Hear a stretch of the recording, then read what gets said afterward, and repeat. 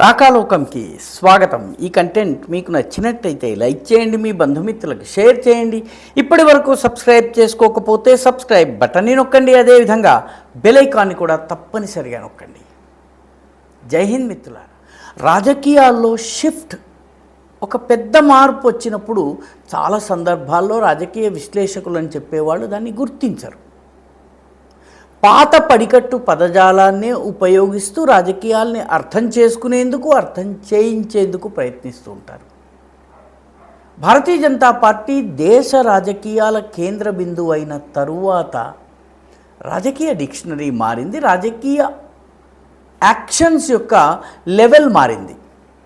ఇది వరకు పార్టీలోంచి ఒకళ్ళనో ఇద్దరినో తీసుకొచ్చి వాళ్ళని పార్టీలో చేర్చుకోవటము, వాళ్ళు రెబెల్ అభ్యర్థులుగా కొనసాగటం, వాళ్ళు ఉండేది ఒక పార్టీలో అఫీషియల్గా పార్టీకి రాజీనామా చేయకుండా ఈ పార్టీకి మద్దతుగా కొనసాగడము, ఆ తర్వాత స్పీకర్ చిట్ట చివరి ఘడియల్లో ఇంకా కొన్ని రోజుల్లో అసెంబ్లీ ముగిసే సమయంలో వాళ్ళని డిస్క్వాలిఫై చేయడమో, లేకపోతే వీళ్ళ పార్టీ మారలేదు, వీళ్ళు ఇంకా కూడాను ఫలానా పార్టీలో ఉన్నారు అన్నటువంటి తీర్పునివ్వడం, ఇదంతా కూడా మనం చూసాం.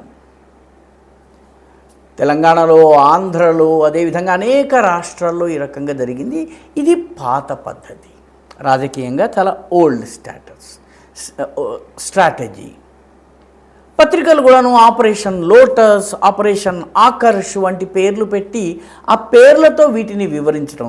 బీజేపీ అధికారంలోకి వచ్చింది, ఆపరేషన్ ఆకర్ష్ ప్రారంభమైంది. చాలా తమాషా ఏంటంటే, బెంగాల్లో అత్యద్భుతమైనటువంటి విజయం సాధించి ఎవరి సహాయము అవసరం లేని బీజేపీకి ఆపరేషన్ ఆకర్షో, ఆపరేషన్ లోటసో నిర్వహించవలసిన అవసరమేముంది? అయినప్పటికీ మన విశ్లేషకులు ఆపరేషన్ ఆకర్ష్, ఆపరేషన్ లోటస్ వంటి పదాలని వాడుతుంటారు. తమాషా ఏంటంటే, మోదీ, అమిత్ షాల హయాంలో ఈ ఆపరేషన్లు, ఆపరేషన్ లోటస్లు ఆగిపోయినాయి. కొత్తగా ఒక ట్రెండ్ ఉంది. ఆ ట్రెండ్ ఏంటంటే, పార్టీలకు పార్టీలే చీలిపోతున్నాయి. ఇది బీజేపీ చీలుస్తోందా? మన దగ్గర సాక్ష్యాధారాలు లేవు. బీజేపీ చీలుస్తున్నట్టుగా సాక్ష్యాధారాలు లేవు. మొట్టమొదట ఇది మహారాష్ట్రలో జరిగింది. ఈ ఆపరేషన్ ప్రత్యేకత ఏంటంటే, మెజారిటీ ఎమ్మెల్యేలు, ఒక పార్టీలోని మెజారిటీ ఎమ్మెల్యేలు పార్టీ అధినాయకత్వానికి వ్యతిరేకంగా తిరుగుబాటు చేయటం. మహారాష్ట్రలో శివసేనలో చూసాం. శివసేనలోని మెజారిటీ ఎమ్మెల్యేలు అందరూ కూడా వచ్చి శివసేన ఏక్నాథ్ షిండే గ్రూప్లో చేరారు. నాయకుడైనటువంటి ఉద్ధవ్ ఠాకరే, బాలాసాహెబ్ ఠాకరే కుమారుడు ఒంటరివాడైపోయాడు. కుమారుడు పోటీ చేస్తే సొంత సీటు, ఆదిత్య ఠాకరే సొంత సీట్లో ఓడిపోయారు. కాబట్టి ఈ రకంగా పార్టీ అధినాయకుడు జీరో అయిపోయాడు. పార్టీ యొక్క మెజారిటీ వచ్చి వేరే గ్రూప్, తిరుగుబాటు గ్రూప్ని ఫార్మ్ చేసుకుంది.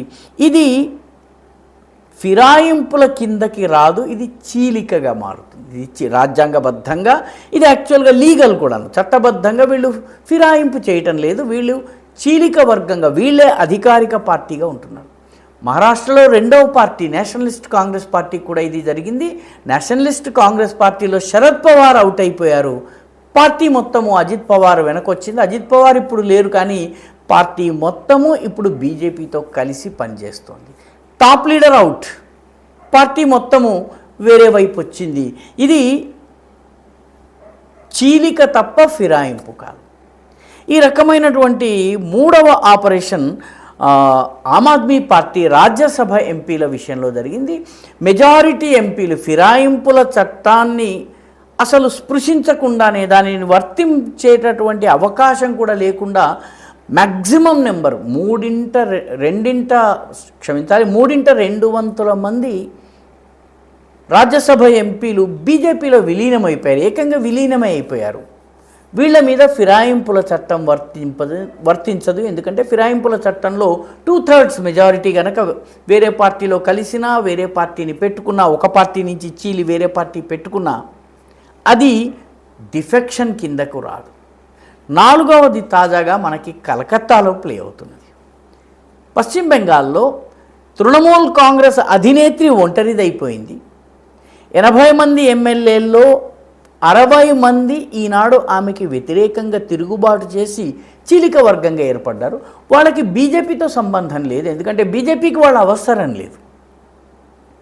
మహారాష్ట్రలో కూడా ఈరోజు అవసరం లేదు, బెంగాల్లో కూడా అవసరం లేదు. కానీ జరుగుతున్నది ఏంటంటే కీలకమైనటువంటి నాయకుడు లేదా నాయకురాలు ఒంటరైపోతున్నారు. మమతా బెనర్జీ ఈరోజు ఒంటరి, పార్టీ నాయకులు రాజీనామా చేస్తున్నారు, ఎమ్మెల్యేలందరూ తిరుగుబాటు చేశారు. ఇప్పుడు ఎంపీలు కూడాను దాదాపు 28-29 మంది ఎంపీలు ఉన్నారు. వాళ్ళు కూడా ఎక్కువ మంది ఈరోజు ఆమెతో సంబంధంలో కాంటాక్ట్లో లేరు, ఆమెకి దొరకటం లేదు, సంభాషిద్దామంటే కూడా దొరకటం లేదు. వీళ్ళలో ఎంతమంది కాంగ్రెస్లో చేరతారు, ఎంతమంది ఇంకో పార్టీలో చేరతారు, ఎంతమంది మమతాతో ఉంటారు, ఇప్పటికీ స్పష్టత లేదు.